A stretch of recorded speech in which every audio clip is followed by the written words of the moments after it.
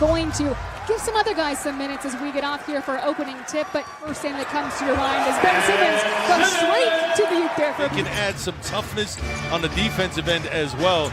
Opponents better watch out. Now you are not kidding when you say this is, and think about that, Ala, in terms of spacing. Oh wow, Horford right there who knocks down a three-pointer. No problem there for Al Horford. He's going to start with JoJo posting up first. When you just look at this team, if you're imagining from an opponent's view. He's not only done it before, but knows how to do it efficiently as they knock that ball around from one side to the other and the jumper falling.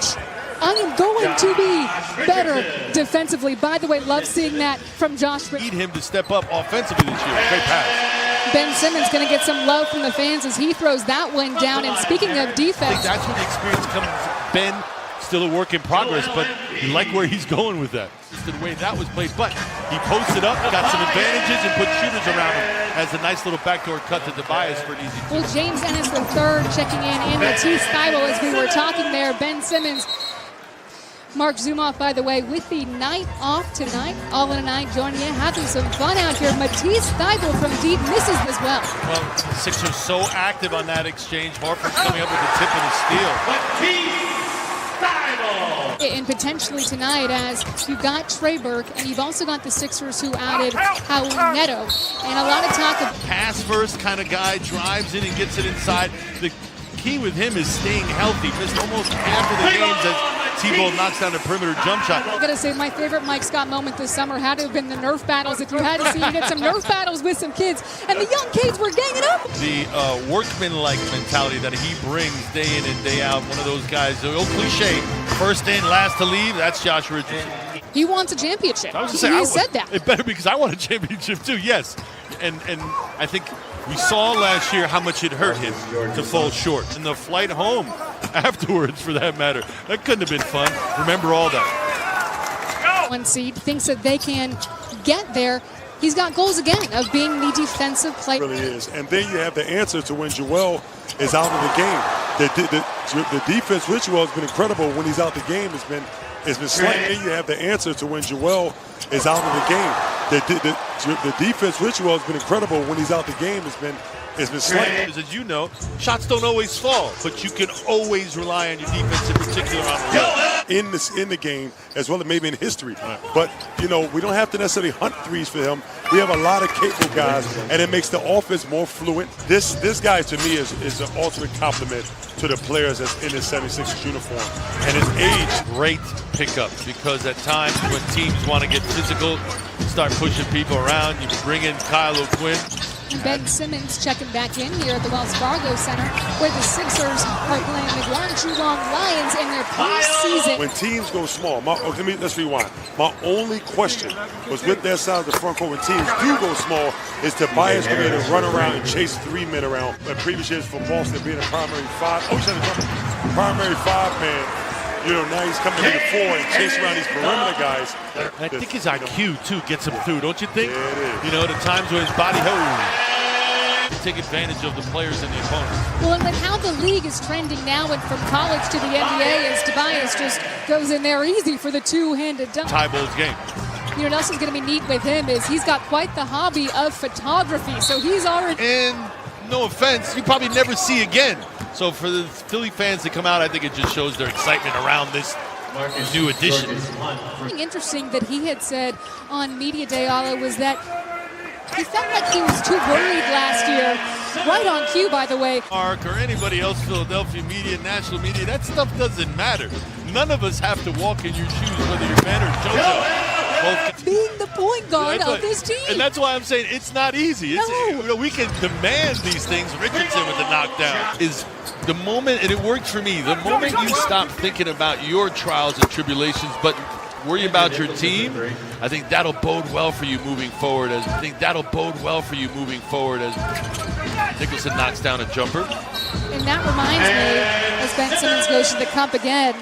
But then it's to go out there and know what is actually required of you, and then whether or not you're willing to do it and can do it.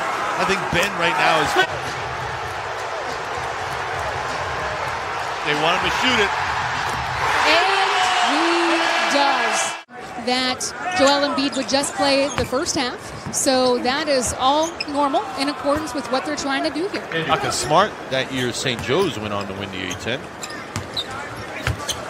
He actually played with, so he knows a couple of the guys that are on the Sixers. I think his problem, like a lot of old school bigs, is that the spacing, that he's so quick, right? And he can get to places so fast. But one of the things that Brett Brown was telling us that sometimes that he's so important. He is, and talking so much about him being an absolute gym rat. Tobias Harris working out with him. Okay, Josh. It's abundantly clear where he wants you to be. But getting back to your spacing, I think another thing that Ben really benefits from is we saw him so much, and that was so much talked about last season, that things are going to be different this year, and that should. Hello. It's not pretty. Oh. Okay, Josh Richardson, there he is. Now he's, I think, a great addition. This is a new look Sixers team. Raul Neto in the game as well. Along with Jonah Bolden. When we see some of these guys, we can talk about a wing tournament that is going to be going on. Remember that? The college Letterman's jacket. I might have popped one of those. Oh, yeah. Yep. Yeah, sticky fingers. I saw you. Is what he's ready to do. Well, that's how he plays, too. I mean, he's already got himself the typical offensive read on the offensive end. Hey, look, we've talked so much about Matisse's defense and not about his offense, but that is something that's been talked about in training camp, too. And Al Horford even saying that the ball is coming to you. You already see where you want to send it to. Kylo Quinn ready on that play. Very nice move there by Raul Neto. That's usually the case at the beginning of the year, if you're lucky. That's not a guarantee. But that's not how it's always been with the Sixers. Honestly, the 76ers coach has a laundry list of injuries to discuss, not this year for Brett Brown. James Ennis. On 6 of 9 shooting from the field. So we're seeing Furkan Korkmaz out there on the floor. Furkan, one of the shooters out there along with Shake in this fivesome.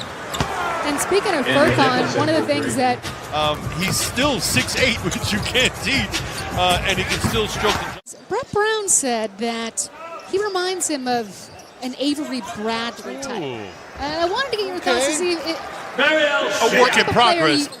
Speaking of Jonah, the thing that he told me that he learned most from last season was attention to detail in the playoffs, that the attention to detail is so extreme, and that's what differentiates players from other players and teams from other teams. Minutes out there for you to get by playing that dirty junkyard basketball. There it is again. It's not pretty, but it's effective. And Shayok getting some time here. I've come to learn that his nickname. And said, okay, in the grand scheme of things, with the JoJo, with the Ben, with the Al Horford, this is what I expect of you and of you. So playing with a little anger. That's what last season's loss, I think, does to you. And I hate to keep bringing it up, but darn much. And you want to not ignore that. You want to acknowledge it, but never let it happen again.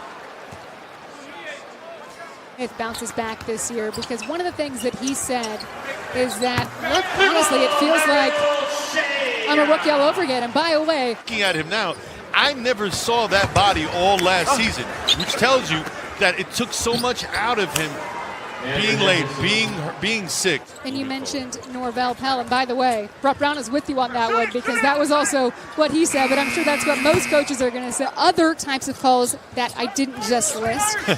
And how to initiate a the challenge, and having seen it used earlier, was D'Antoni working out and figuring out of kinks, and he said that they have kind of have a committee with a nice little defense and knock down those shots. Well, we talked about it. How are you going to get minutes? You're going to hustle, defense and rebounding. You know, one of the things that I liked that Al Horford has said at some point over the course of the past couple of weeks is that the good thing about this group is that we're versatile. D-League championship.